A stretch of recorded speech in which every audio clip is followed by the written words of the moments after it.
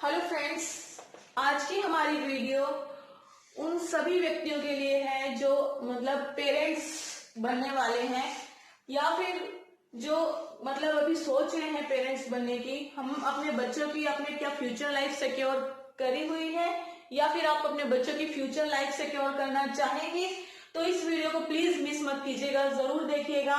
मैं आपको simple way में, सिंपल भाषा में ये सिखाऊंगी, ये बताने वाली हूँ कि अम्बिकल कॉर्ड की गर्भनाल, हिंदी में जब हम गर्भनाल कहते हैं, जो कि जिसका भी कोई यूज नहीं होता। आई थिंक किसी किसी बंदों को पता होगा, किसी को मतलब नहीं पता होगा, बिल्कुल कम, मतलब ऐसे हमारे मतलब इंडिया में ऐसे लोग होंगे जिनको ये पता होगा कि उसका क्या इंपॉर्टेंस है, गर्भनाल का क्या इंपॉर्टेंस है, हम कैसे अपने बच्चों की फ्यूचर लाइफ, आने वाली जिंदगी को सिक्योर कर सकते हैं, उनको एक मेडिकल इंश्योरेंस दे सकते हैं। ठीक है, तो ये हमारा आज का टॉपिक है, umbilical cord blood stem cells, means गर्भनाल की जो कोशिकाएं होती है ब्लड की, उनके बारे में हम आज बताएंगे। स्टेम सेल्स क्या होते हैं हमारे, पहले स्टेम सेल्स के बारे में थोड़ा पढ़ लेते हैं। स्टेम सेल्स क्या होते हैं? स्टेम सेल्स की वो सेल होते हैं जिनकी एक यूनिक एबिलिटी होती है to develop into the specialised type of cells. Like हम जैसे कहते हैं कि हमारी बॉडी है जो बहुत तरह के सेल्स से बनी होती है, ठीक है, और most of the cells are specialised to perform particular functions such as RBC, red blood cells. Red blood cells क्या करता है? रेड ब्लड सेल्स हमारे खून के द्वारा ऑक्सीजन को पूरी बॉडी के अंदर सप्लाई करते हैं, ठीक है, बट इनकी ये खासियत होती है कि ये खुद को डिवाइड नहीं कर सकते, खुद को ये डिवाइड नहीं कर सकते। इनका एक लाइफ स्पैन होता है, life span means near about 120 days, near about 120 days ये आरबीसी डाई, आरबीसी मर जाते हैं, ठीक है। ऐसे स्टेम सेल्स क्या होते हैं? बट स्टेम सेल्स क्या होते हैं? ये क्या हमें नए सेल्स प्रोवाइड करते हैं बॉडी के अंदर, क्योंकि इनकी क्या क्षमता होती है कि ये खुद को ग्रो करते हैं और रिप्लेस करते हैं स्पेशलाइज्ड सेल्स को जो कि डेड हो चुके हैं, डैमेज हो चुके हैं, लॉस हो चुके हैं बॉडी के अंदर। ओके, सो स्टेम सेल्स की क्या खासियत होती है? स्टेम सेल्स की क्या खासियत होती है? दो यूनिक इसके प्रॉपर्टीज होती है। Unique properties of stem cells की क्या होती है? एक तो ये डिवाइड होते हैं over and over again, divide over and over again.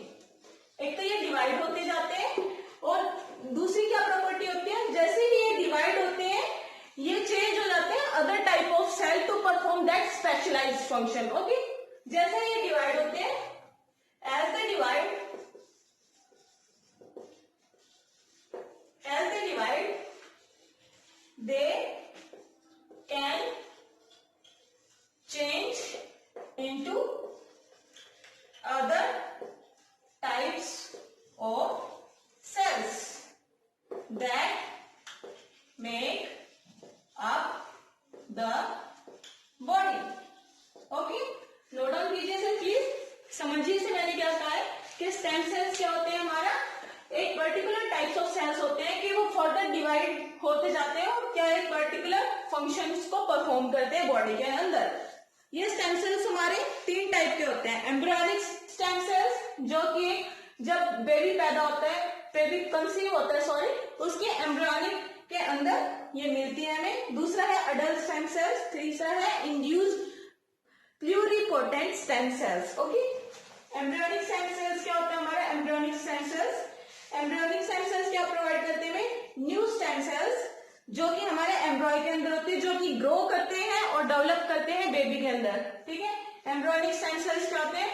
जो कि फर्दर डिवाइड करते हैं और फिर वो फर्दर स्पेशलाइज्ड फंक्शंस परफॉर्म करते हैं। Like stem cell further divided and makes nerve cells of the baby. Okay, then few stem cells make cartilage cells of the baby, and another makes RBCs, white blood cells, okay, muscle cells, all these types of cells. Again, जो दूसरे वाले stem cells होते हैं वो कौन से होते हैं? Adult stem cells. Adult stem cells क्या होते हैं? ये supply करते हैं new cells to an organism and replaces the damaged cell. They are multipotent. Multipotent means they can only change into some cells into some they can only change into some cells. Multipotent का मतलब क्या होता है, जो adult sales होते हैं वो सिर्फ एक पर्टिकुलर अपने एक पर्टिकुलर स्टेम सेल में ही चेंज हो सकते हैं, मतलब जो उनका फंक्शन होता है वो उसी ही में आगे उसको ही मतलब परफॉर्म करते रहते हैं, ठीक है ना, adult stem cells. And the last one is induced pluripotent stem cells. Induced pluripotent stem cells कौन से होते हैं, जो कि स्टेम सेल्स हमारे लेबोरेटरी के अंदर बने होते हैं, जो कि लेबोरेटरी में साइंटिस्ट हम बनाते हैं। Induced stem cells, induced means that they are made in laboratory, okay, just like embryonic stem cells are pluripotent. Embryonic stem cells बताया था मैंने प्लूरिपोटेंट होता है, ओके।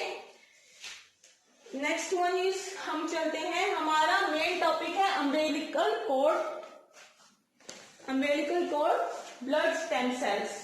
तो हम अपने टॉपिक पे घूम के आ जाते हैं, सिर्फ अभी बताया कि स्टेम सेल्स क्या होते हैं और उसके टाइप्स कितने होते हैं, वो हमारा आज का इतना मेन टॉपिक नहीं है, हम घूम फिर के आ जाते हैं umbilical cord blood stem cells पे।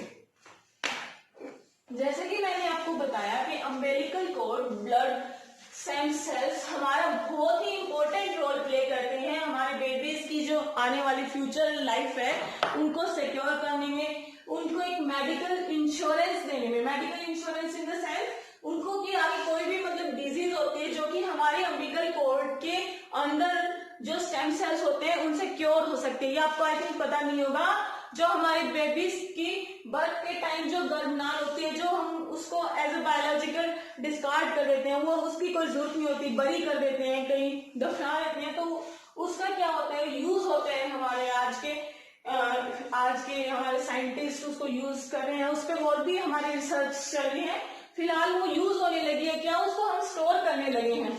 उसके लिए जैसे हमारा एक ब्लड बैंक होता है, वैसे ही एक अम्बिलिकल कोर्ड का ब्लड बैंक अब आजकल हमारे इंडिया में भी आ गया है। ये ब्लड बैंक कुछ एक मेजर सिटीज के अंदर है ये अवेलेबल, बट जैसे जैसे आगे फ्यूचर के अंदर इसकी मतलब आगे और भी बढ़ेगा ये सब चीज, तो हमारे और भी मतलब इसकी इम्पोर्टेंस बढ़ जाएगी और हमारे और भी सिटीज के अंदर ये ब्लड बैंक अम्बिलिकल कोर्ड के स्टेम सेल्स का बैंक खुल जाएगा।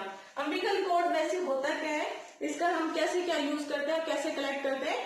अम्बिलिकल कोर्ड क्या होता है, हमारा कलेक्ट होता है बर्थ के टाइम, बेबी जैसे ही बर्थ करता है, बर्थ के टाइम बेबी के अम्बिलिकल कोर्ड हम कलेक्ट कर लेते हैं। ये एक रिच सोर्स होता है हमारे स्टेम सेल्स का, स्टेम सेल्स का एक बहुत ही रिच सोर्स होता है। और क्या होता है, ये हमारे यूज होता है to treat blood and immune system disorder, to treat blood and immune system disorders और डिजीज, ठीक है।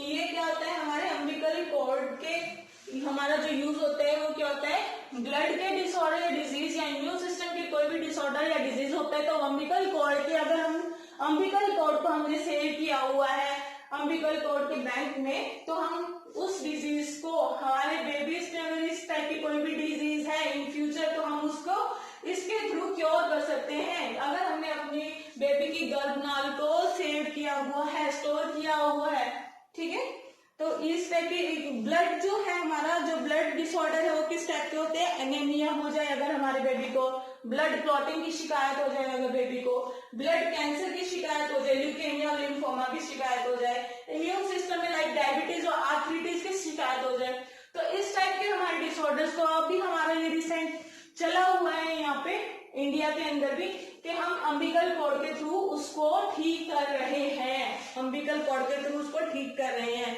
ये कैसे होता है, हम पेरेंट्स के जैसे जो हॉस्पिटल्स या लेबोरेटरीज हैं या पेरेंट्स हैं, खुद पेरेंट्स क्या करते हैं, उनके साथ टच में रहते हैं। जैसे ही डिलीवरी टाइम आता है, बेबी का बर्थ होता है, तो कैसे क्या करते हैं, तो ब्लड को हम कलेक्ट कर लेते हैं अम्बिलिकल कोर्ड से, जो गर्भनाल होती है उसमें से हम ब्लड को कलेक्ट कर लेते हैं, जो कि रिच सोर्स है स्टेम सेल्स का।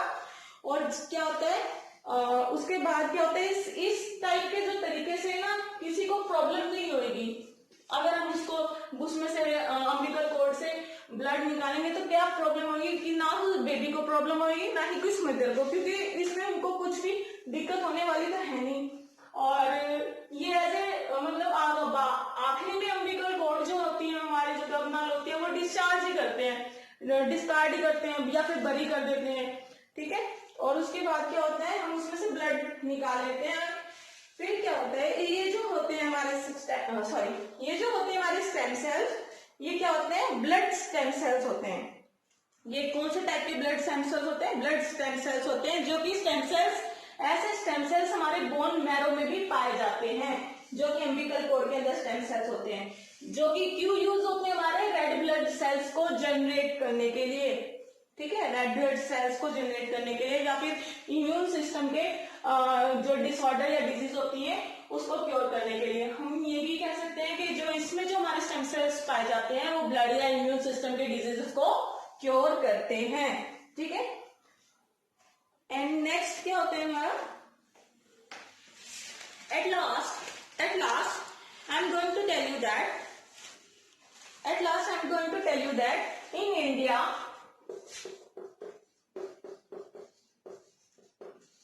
हमारे भारत के अंदर जो ये कॉर्ड बैंकिंग है, अम्बिकल कॉर्ड ब्लड बैंकिंग, ये कहाँ का अवेलेबल है,